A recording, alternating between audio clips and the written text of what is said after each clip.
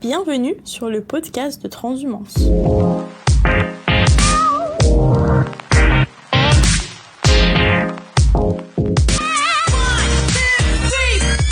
Aujourd'hui, nous nous retrouvons pour un nouveau numéro présenté par Claire Courroyer.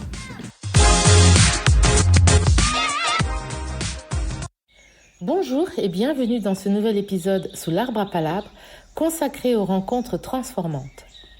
Après avoir abordé les transformations d'organisation, je vais vous partager les rencontres qui m'ont profondément transformé et fait grandir professionnellement comme personnellement. De toute façon, les deux vont de pair et sont interdépendants. L'objectif, vous amener vous-même à vous poser la question de quelles sont les rencontres qui vous ont transformé et peut-être revenir sur les compétences que vous avez pu développer au cours de ces transformations. Et quand on parle de grandir, ce qui est assez trompeur, c'est le décalage entre ce qui est visible et ce qui est invisible à l'œil nu de façon instantanée. Lorsqu'une personne grandit, depuis sa naissance jusqu'à l'âge adulte, il est facile de constater toutes les phases de son évolution physique, du mode de dépendance totale à la phase assise, puis debout, ensuite la marche, le langage, la compréhension, les apprentissages divers, tout le corps qui évolue. D'ailleurs, tout parent est attentif aux centimètres supplémentaires que prend son enfant tout au long de sa vie. Et si seulement nous portions la même attention à ce qui se passe à l'intérieur? Le fait est que personne ne nous a appris à faire cela. Personne ne nous invite à nous intéresser à nous-mêmes alors que nous sommes le principal sujet de notre propre vie. C'est comme si nous naissions avec des instruments greffés sans jamais les regarder ni se poser la question de comment s'en servir au mieux pour nous et pour les autres. C'est étrange, non? Nous découvrons par hasard la densité et la complexité de ce que nous sommes. Je dis hasard en fait, mais ce n'est pas le mot juste, parce que déjà je n'y crois pas, et qu'il faudrait plutôt dire accident. Car pour moi, nous nous découvrons par une succession d'accidents mineurs et majeurs. Parce que ces accidents vont provoquer un choc plus ou moins important et vont nous inviter à dépasser le regard extérieur pour aller chercher des ressources intérieures, celles connues et conscientes, et puis les autres, pour ne pas dire la plupart, enfouies et insoupçonnées. Nous sommes tous, à quelques exceptions déviantes près, des puits de richesse dont nous connaissons mal la profondeur, sauf à décider de soi-même de s'aventurer dans cette exploration qui se nomme le développement personnel. Et en référence à Jung, cela va nous conduire à explorer nos angles morts, nos zones d'ombre, et pour les plus courageux, c'est-à-dire une minorité de la population, à les apprivoiser et à les accepter pour nous permettre d'être une entité complète et potentiellement remarquable. Pour l'heure, commençons par la première rencontre, celle d'un homme qui fut mon patron et mon mentor, et dont le prénom porte les initiales de JF. Il se reconnaîtra si un jour il écoute ce podcast. Les mots-clés qui résument cette rencontre transformante sont confiance, exigence, professionnalisme, apprentissage, protection, leadership, respect, mise en situation. Je travaillais dans la banque à cette époque, qui s'appelait encore Crédit Commercial de France. Et JF, qui revenait d'Asie, est devenu mon patron suite au départ du précédent. Alors, sans se perdre dans des détails inutiles, en quoi et comment a-t-il été transformant pour moi? Sans aucun doute, le point de départ a été la confiance qu'il m'a accordée. Il a vu en moi le potentiel que je ne soupçonnais pas et a mis en place les conditions pour que celui-ci se révèle et se développe. Si nous avons une intelligence interpersonnelle, nous ressentons lorsqu'une personne nous fait confiance. Nous ressentons lorsqu'une personne prend une décision en notre faveur, alors que cette décision ne va pas aller de soi pour une certaine partie de l'environnement professionnel immédiat. Nous ressentons lorsque cette décision relève d'un combat. J'ai ressenti, lorsque j'ai été nommée responsable Amérique latine, que JF allait devoir m'imposer aux yeux des détracteurs. J'ai ressenti qu'il faisait un pari sur moi et que je ne pouvais pas le décevoir. J'ai vu sa protection lorsque j'ai subi les premières attaques, vilaines et sournoises. Je l'ai vu décrocher son téléphone devant moi pour appeler la personne qui n'avait pas daigné répondre à mon mail, mais lui avait répondu à lui, JF. Je l'ai entendu dire à cette personne, avec toute la subtilité qui le caractérisait, qu'elle s'était trompée de destinataire et que la personne responsable du dossier, c'était moi. Qu'il fallait donc qu'elle me renvoie la réponse et entre en dialogue avec moi. Quel affront!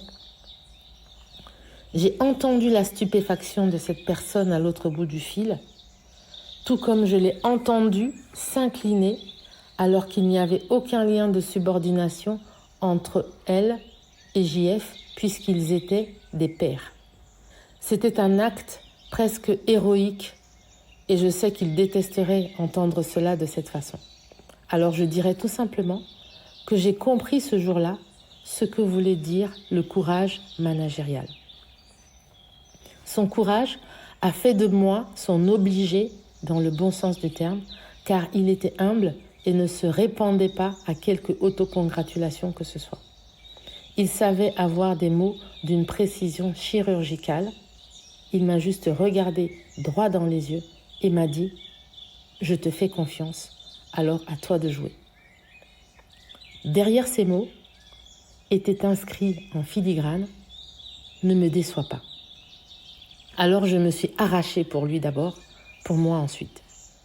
Il a gagné toute mon admiration parce qu'il m'a protégée, il m'a montré que j'avais de la valeur et l'a affirmé aux autres avec beaucoup d'assertivité. Que pouvais-je faire après ça si ce n'était de tout mettre en œuvre pour lui démontrer qu'il ne s'était pas trompé? Recevoir la confiance de l'autre, c'est recevoir une responsabilité qui nous porte et nous fait avancer dans la bonne direction. Je savais qu'il était toujours présent, même quand il était absent, et qu'en cas de difficulté, je pouvais compter sur lui. JF était aussi très exigeant envers moi et ne me ratait pas quand il estimait que mon travail ou moi-même n'étions pas assez aboutis. Je pouvais me prendre des revers cinglants, mais c'était toujours juste et il savait m'expliquer pourquoi ce n'était pas bon et ce vers quoi je devais aller pour m'améliorer. Nous avions même eu des coups de gueule très sonores lorsqu'il me poussait dans mes retranchements.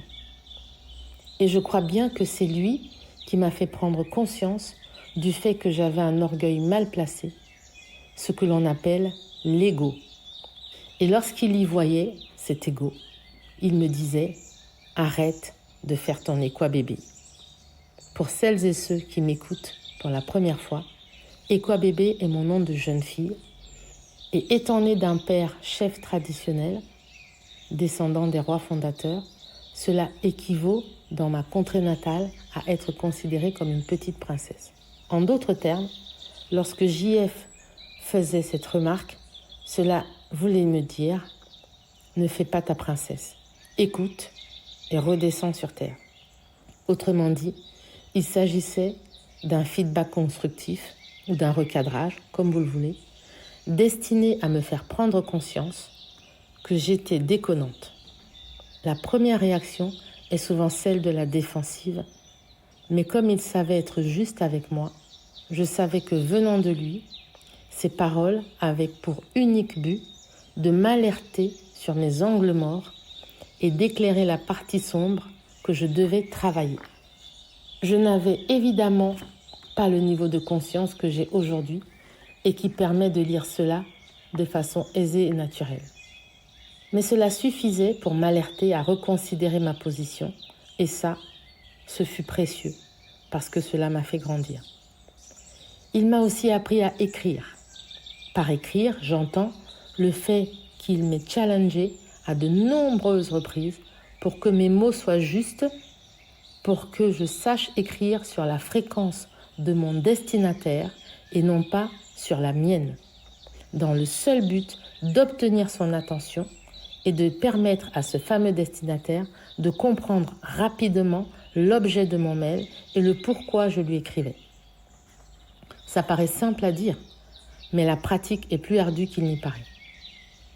Il m'a accompagnée dans mes premiers déplacements professionnels et là encore, il a été une vraie source d'apprentissage et d'inspiration, m'éclairant sur les codes professionnels à avoir en me permettant d'être crédible au fil du temps.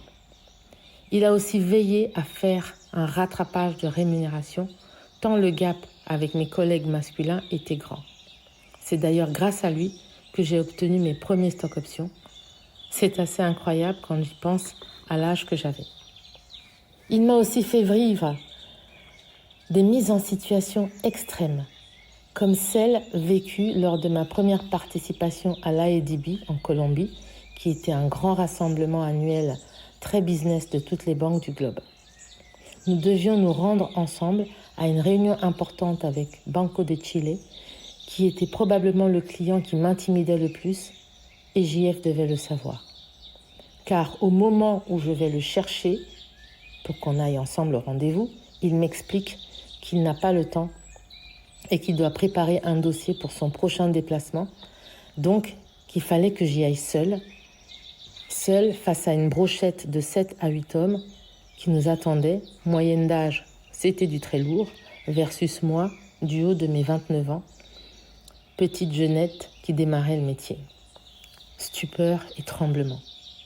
Ce fut douloureux et déstabilisant, mais j'y suis arrivée et je m'en suis sortie. Avec un résultat à la clé, une confiance en soi qui a fait un bond en avant incroyable. Alors oui, ce fut une chance de croiser sa route et de naviguer à ses côtés pendant quelques années. Je dis souvent qu'il m'a fait gagner une décennie en matière de développement professionnel et ces apprentissages sont ancrés en moi. Je vous souhaite à tous de croiser la route d'une telle personne qui vous permet de comprendre ce qu'est un leader inspirant et bienveillant. Il a fortement contribué à ma transformation et à faire de moi la professionnelle que je suis devenue aujourd'hui.